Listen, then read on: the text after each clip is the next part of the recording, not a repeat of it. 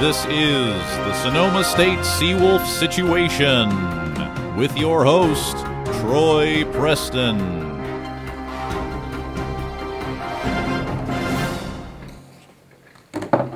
Welcome to tonight's edition of the Sonoma State Seawolf Situation. Tonight, a story that cuts into the flesh of student rights, right to the heart of the First Amendment. Yesterday, a student took to the quad with a megaphone, unleashing an onslaught of words at passers-by, barrages ranging from the righteous to the downright ridiculous. Students on the scene took raw footage of the incident. Here's a peek. Attention! The government has pulled the wool over everybody's eyes. You just have to take a minute and look. A Snickers bar is nothing more than a Milky Way bar with nuts. When will it end? When will the conspiracy... Excuse me. Diarrhea. Diarrhea. Boobies. Boobies. And I will always love you, my darling. Optimus Prime and Obama have never been seen in the same room together, which leads me to believe Optimus Prime is in fact Obama. Spread the news. Scrabble is nothing more than a word search that's not fun. Let's spread some revolution, Red Shoes. Come on. Revolution. Revolution. Revolution. Revolution. Is that your iPad? Rearrange the letters in iPad as what does it spell? I don't know because the government doesn't want you to know. Was the Green Music Center built by ancient aliens? I have no idea, but that would explain a lot. A tree is nothing more than a giant stick of lettuce. Hacky sack, more like revolution. Sir? Sir? Yes. You can't be doing that here.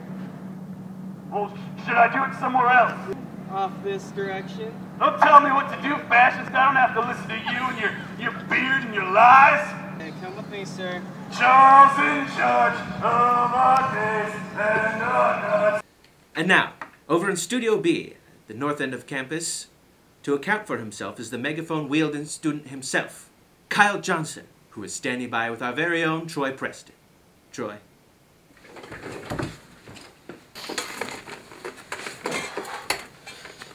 Thanks, Troy. I now have with me Mr. Kyle Johnson. Thanks for coming to the studio. Hey, thank you for having me. Thank you for having me. All right. Now, Kyle, could you exactly explain to us what yesterday's incident meant to you? Well, it was just me exercising my freedom of speech. You know, I was just going out there and saying stuff that I should say and that we should question. Just freedom, man.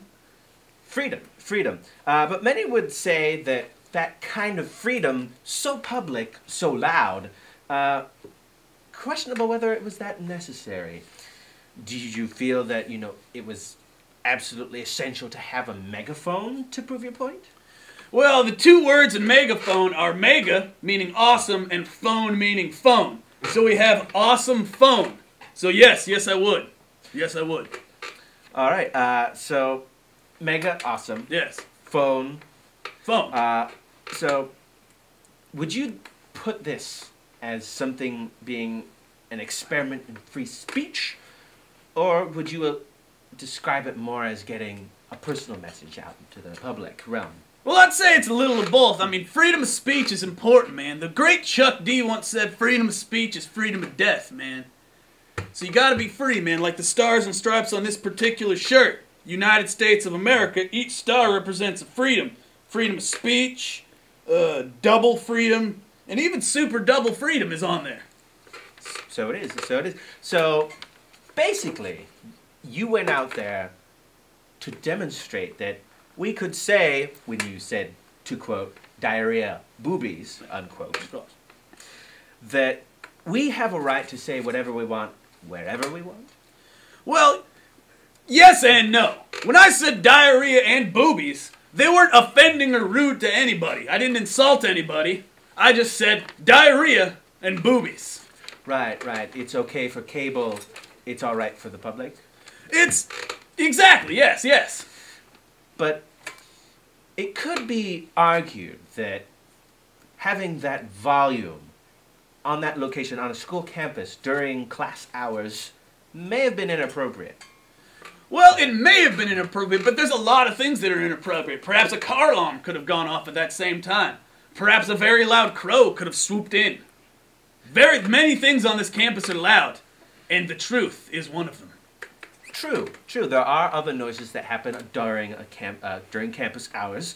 So, do you think then that it was within the school's rights to send out an administrator to remove you? I mean, I think it's within their rights. I wasn't happy about it, but I think it's within their rights. But it's also within my rights for freedom of speech to say whatever I want.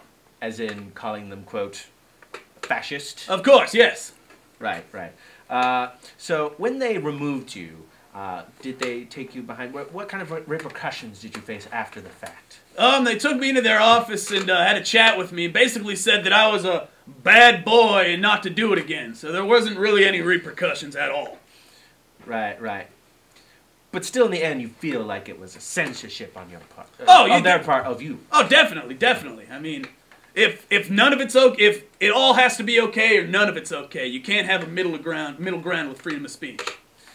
All right, well, you heard it here first, ladies and gentlemen. You can't have a middle ground for freedom of speech. Thank you, Mr. Johnson, for your time. Thank you. All right, back to the studio with you, Troy.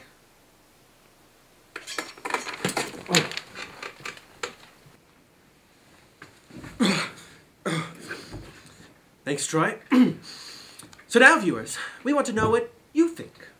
Go to www.seawolfsituation.com on the internets and click on I Think to give us your feedback on this and other campus issues.